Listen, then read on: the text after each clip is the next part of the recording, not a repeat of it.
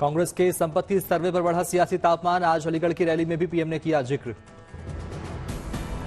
PM ने कहा, कांग्रेस और इंडी गठबंधन की नजर जनता की कमाई पर है। सरकार जनता की कमाई अपने कब्जे में लेकर सबको बांट देगी, ये उनका मैनिफेस्टो कह रहा है। पीएम ने कहा, हमारी माताओं बहनों के पास जो सोना है वो सिर्फ सजने संवरने के लिए है, वो स्त्री धन है। कांग्रेस की नजर स्त्री धन और मंगलसूत्र पर है।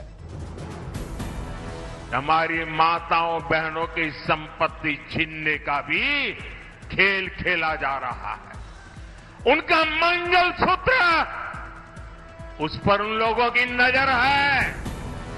पीएम का बयान। कहा, आपकी कमाई पर कांग्रेस और इंडिया अलायंस मारना चाहती है अपना पंजा। कांग्रेस जनता के पैसे को लूटना अपना अधिकार समझती है। शरीर पर पहन के कांग्रेस और इंडी गठबंधन की नजर आपकी कमाई पर है, आपकी संपत्ति पर है।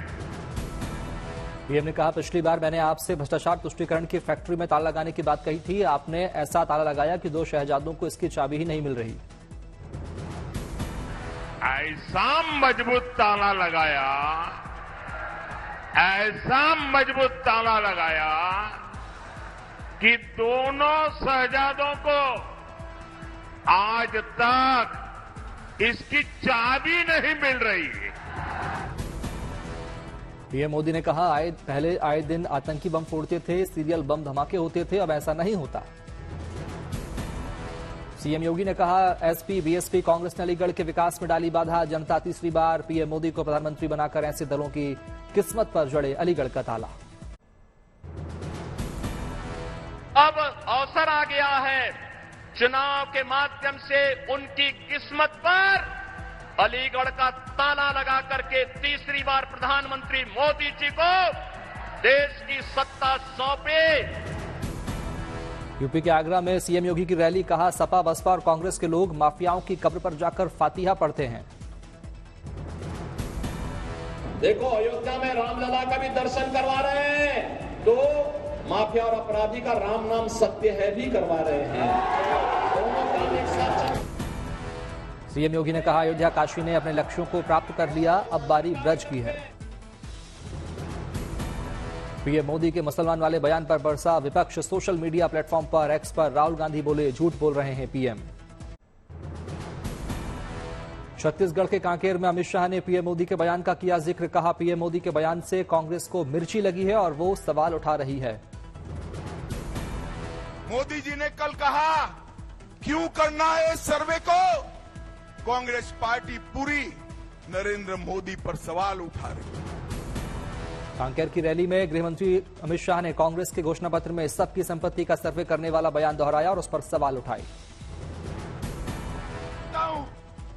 आपके घोषणा पत्र में सर्वे की बात है या नहीं है?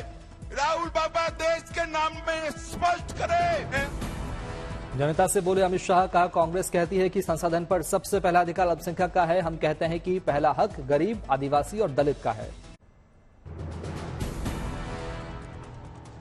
संपत्ति सर्वे और मंगलसूत्र पर पीएम के दिए बयान पर बिफरी कांग्रेस। पार्टी अध्यक्ष खड़गे ने जवाब देने के लिए पीएम मोदी से मांगा वक्त। पीएम मोदी के बयान से नाराज कांग्रेस पहुंची चुनाव आयोग। तुरंत कार्रवाई की मांग की। कहा, पीएम को शोभा नहीं देता ऐसा बयान। पीएम के बयान को लेकर सड़कों पर उतरी कांग्रेस। दिल्ली में यूथ कांग्रेस ने पीएम के खिलाफ किया प्रदर्शन। कांग्रेस नेता के सी वेणुगोपाल की नसीहत। कहा, चुनाव सौहार्दपूर्ण मानसिकता के साथ लड़ा जाना चाहिए, इसकी शुरुआत पीएम से होनी चाहिए। कांग्रेस नेता पवन खेड़ा ने कहा, देश के 10 साल हिंदू मुसलमान की राजनीति में ही कर दिए बर्बाद। लोकसभा चुनाव 2024 में बीजेपी का खुला खाता। सूरत लोकसभा सीट बीजेपी के नाम। सूरत सीट से बीजेपी प्रत्याशी मुकेश दलाल निर्विरोध जीते। कांग्रेस प्रत्याशी का नामांकन हो गया था खारिज। अन्य दलों ने अपने नाम वापस लिए। कांग्रेस उम्मीदवार का नामांकन रद्द होने के बाद बाकी 8 उम्मीदवारों ने फॉर्म उम्मीदवारी वापस ली। अब सूरत लोकसभा सीट पर नहीं होगा चुनाव। निर्विरोध जीत के बाद खुश दिखे मुकेश दलाल। गुजरात बीजेपी अध्यक्ष सीआर पाटिल से की मुलाकात। तस्वीरें आई सामने। मुकेश दलाल के निर्विरोध जीतने पर कांग्रेस ने उठाए सवाल। कहा, यह मैच फिक्सिंग है। छत्तीसगढ़ के मुंगेली में बीजेपी अध्यक्ष जेपी नड्डा की रैली, भारी संख्या में उमड़े लोग। हिमाचल के मंडी से बीजेपी उम्मीदवार कंगना रनौत पहुंची दिल्ली, बीजेपी मुख्यालय पहुंचकर पार्टी नेताओं से की मुलाकात। बाबरी मस्जिद के पूर्व पक्षकार इकबाल अंसारी और तपस्वी छावनी के जगतगुरु परमहंसाचार्य ने रामलला के किए दर्शन, तीसरी बार पीएम मोदी के प्रधानमंत्री बनने की प्रार्थना की। जो चाहते हैं कि हम तीसरी बार प्रधानमंत्री नरेंद्र मोदी जी जब बनेंगे तो हम रामलला का दर्शन हम लोग एक साथ करेंगे। अदालत से केजरीवाल को झटका, वीडियो कॉल से डॉक्टर से परामर्श लेने की नहीं मिली इजाजत, सीएम की मेडिकल रिपोर्ट देखने के बाद याचिका खारिज। दुर्ग की रैली में जेपी नड्डा ने गिनाए कांग्रेस के घोटाले, कहा कांग्रेसियों ने धरती और समंदर को भी नहीं छोड़ा। रोहतक में पूर्व सीएम मनोहर लाल खट्टर ने कांग्रेस पर साधा निशाना, कहा बार बार मीटिंग के बाद भी कांग्रेस अपने उम्मीदवारों के नाम का नहीं कर सकी ऐलान। विदिशा में शिवराज सिंह चौहान के बेटे कार्तिकेय चौहान ने कार्यकर्ताओं को किया आगाह, कहा कांग्रेस को हल्के में लेने की ना करें भूल। बेंगलुरु में बीजेपी उम्मीदवार तेजस्वी सूर्या के लिए अन्नामलाई ने किया प्रचार, रोड शो में उमड़ी लोगों की भीड़। लोकसभा चुनाव के बीच कर्नाटक के मैसूर में बीजेपी ने किया प्रदर्शन, नेहा हत्याकांड का उठाया मुद्दा। समाजवादी पार्टी ने गौतम बुद्ध नगर से बीजेपी प्रत्याशी महेश शर्मा पर लगाए आरोप, वोटर लिस्ट में फर्जीवाड़ा करने की कही बात। मेरठ से बीजेपी उम्मीदवार अरुण गोविल ने किया रोड शो, अभिनेत्री दीपिका चिखलिया भी रही साथ। पुणे में शिवसेना शिंदे गुट की रैली में पैदल चली बुजुर्ग महिला, वरिष्ठ शिव सैनिक है 80 साल की अनुसुईया कदम। केरल के मल्लपुरम में असम के सीएम बिश्वा ने किया रोड शो, भारी संख्या में उमड़े बीजेपी समर्थक। एर्नाकुलम में असम के सीएम हेमंता बिस्वा शर्मा ने किया जनसभा को संबोधित, मोदी सरकार की गिनाई उपलब्धियां। पंजाब के बठिंडा से हरसिमरत सिंह कौर बादल लड़ेंगे चुनाव, जालंधर से अकाली दल ने मोहिंदर सिंह केपी को थमाया टिकट। बुल्ढाना में शिवसेना नेता और एक्टर गोविंदा ने किया रोड शो, एनडीए प्रत्याशी के लिए मांगा वोट। पूर्व क्रिकेटर और बहरामपुर लोकसभा सीट से यूसुफ पठान ने दाखिल किया नामांकन, टीएमसी ने बनाया है उम्मीदवार। एआईएमआईएम नेता अकबरुद्दीन ओवैसी ने हैदराबाद संसदीय क्षेत्र से भरा पर्चा, लोकसभा चुनाव में जीत का किया दावा। बिहार के किशनगंज में एआईएमआईएम नेता अकबरुद्दीन ओवैसी ने किया प्रचार, बीजेपी और जेडीयू पर साधा निशाना। बुल्ढाना में उद्धव ठाकरे ने प्रचार के दौरान किया दावा, इंडिया गठबंधन जीतेगा 300 से अधिक सीटें, कहा स्तर वे कुछ भी कहें हमें है भरोसा। अजित पवार की एनसीपी ने लोकसभा चुनाव के लिए घोषणा पत्र किया जारी, यशवंतराव चव्हाण के लिए भारत रत्न की मांग करेगी पार्टी। अकोला में 26 अप्रैल को होने वाली वोटिंग के लिए जागरूकता अभियान तेज, गर्मी को देखते हुए प्रशासन ने लगाया जोर। गाजीपुर में अपने भाई मुख्तार अंसारी की मौत के बाद पहली बार घर से बाहर चुनाव प्रचार करने निकले अफजाल अंसारी, बीजेपी पर साधा निशाना।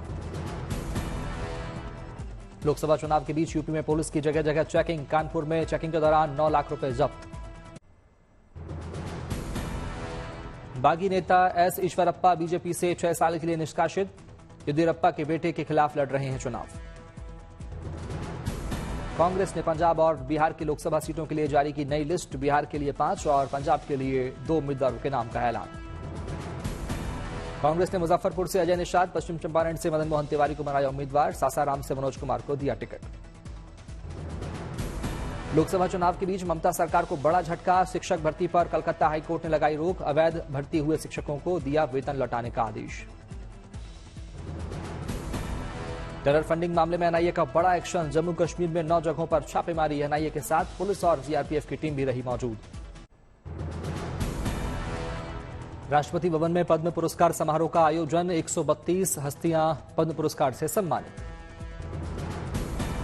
इस साल 5 पद्म विभूषण, 17 पद्म भूषण और 110 पद्मश्री पुरस्कार प्रदान किए गए। भरतनाट्यम नृत्यांगना डॉक्टर पद्मा सुब्रमण्यम को पद्म विभूषण सम्मान, राष्ट्रपति द्रौपदी मुर्मू ने किया सम्मानित। चिकित्सा के क्षेत्र में हृदय रोग विशेषज्ञ डॉक्टर तेजस मधुसूदन पटेल को मिला पद्मश्री पुरस्कार, राष्ट्रपति द्रौपदी मुर्मू ने किया सम्मानित।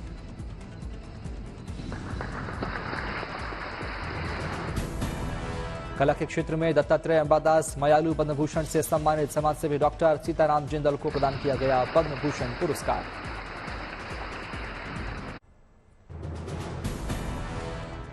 पद्म सम्मान पाने वालों में पूर्व उपराष्ट्रपति वेंकैया नायडू भी शामिल। राष्ट्रपति मुर्मू ने वेंकैया नायडू को पद्म भूषण से किया सम्मानित।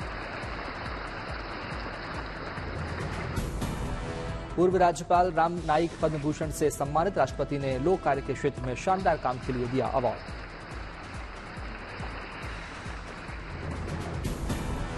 चिकित्सा के क्षेत्र में बेहतरीन काम के लिए डॉक्टर सीपी ठाकुर को पद्म भूषण से सम्मानित किया गया। राष्ट्रपति मुर्मू ने किया सम्मानित।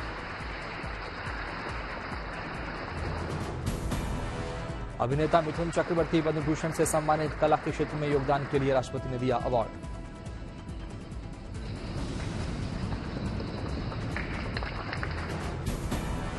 कला के क्षेत्र में शानदार काम के लिए उषा उत्थुप पद्म भूषण से सम्मानित। राष्ट्रपति मुर्मू ने किया सम्मानित।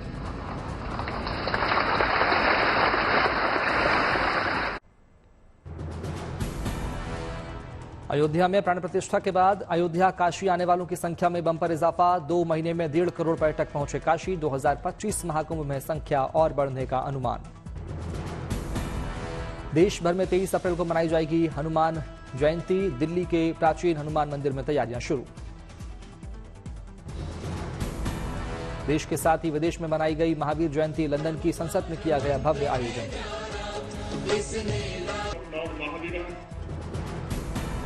बद्रीनाथ केदारनाथ यात्रा के लिए श्रद्धालुओं में भारी उत्साह। अब तक करीब 1 करोड़ 20 लाख से अधिक की पूजा बुकिंग कराई गई। 100 किलोमीटर दूर तक मालगाड़ी के पहियों के बीच बैठकर हरदोई पहुंचा बच्चा। सूचना के बाद आरपीएफ ने बच्चे को सुरक्षित उतारा।